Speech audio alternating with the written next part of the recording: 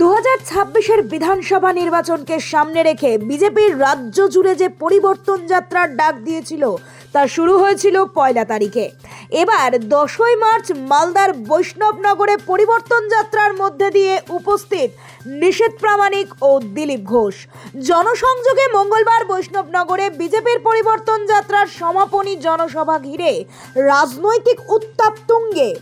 সভায় বক্তব্য রাখতে গিয়ে কেন্দ্রীয় প্রতিমন্ত্রী ও বিজেপি নেতা নিশীথ প্রামাণিক হিন্দু পরিবারগুলিকে ঘরে ঘরে অস্ত্র রাখার আহ্বান জানান। সভামঞ্চ থেকে নিশীথ প্রামাণিক বলেন, সময় এসেছে পরিবর্তনের সূচনা ঘটানোর। সনাতন হিন্দু ভাই বোনেরা, আপনারা সজাগ থাকুন।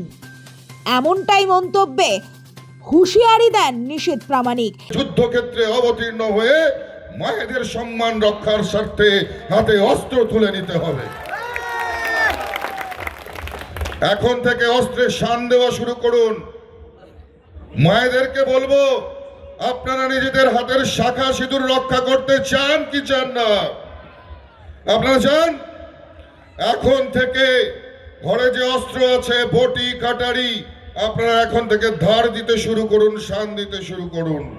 এর পাশাপাশি রাজ্যের মুখ্যমন্ত্রী মমতা বন্দ্যোপাধ্যায়কে আক্রমণ করে তিনি জানান, গতকাল দিদি বলেছেন তিনি একটি কমিউনিটিকে কন্ট্রোল করে রেখেছেন। যদিও কোনো কমিউনিটি দিয়েই বাংলার হিন্দুদের ভয় দেখানোর চেষ্টা করা হয়, তা কিন্তু সফল হবে না।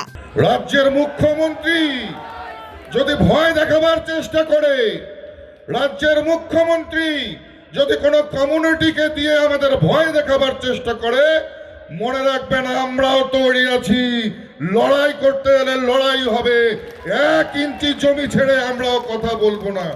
ভোটের সরগরম বাজারে এমন কড়া কড়া বার্তায় জাগিয়ে তুলেছে রাজনীতির পারদ।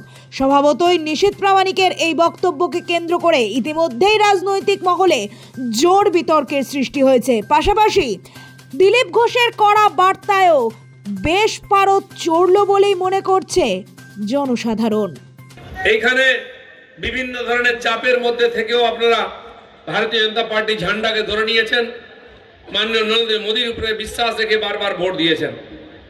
তাই স্বাধীনদা এবারে এখান থেকে গতবারের নির্বাচিত হয়েছিলেন আগের বারে, কিন্তু গতবারে আপনারা পূর্ণ সমর্থন করেছিলেন, প্রায় 8,000-এর বেশি ভোটও বাড়িয়েছিলাম আমরা, কিন্তু স্বাধীনদা বিধানসভায় পৌঁছতে পারেননি। তার কারণ এখানকার হিন্দু সমাজ যারা সব সময় ঝুঁকির সামনে থাকে, ঝামেলার সামনে থাকে, সেই সমাজ যেভাবে আমাদের সমর্থন করা উচিত ততটা করেননি।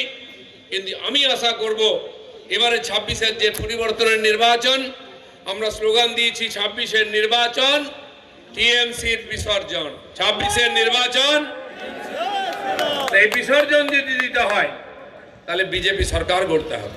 নোবেল বাংলা।